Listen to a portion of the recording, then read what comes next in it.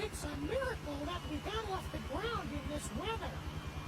Where's the heat in this thing, Poindexter? You're not getting cold feet on me, are you, Mr. Felix? Pointy, like I said before, leave the jokes to me. Ah! Nice heater! I'll have to readjust that when we get back. We should be at the North Pole shortly.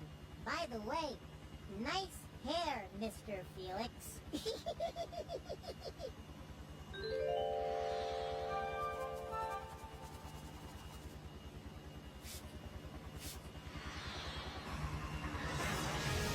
Wow!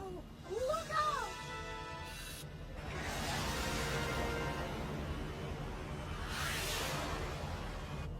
Oops.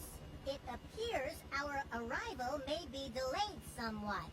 Poinsy, what do you mean? And why did we almost get hit by a shooting star? Well, I guess we're at a higher altitude than we really need to be.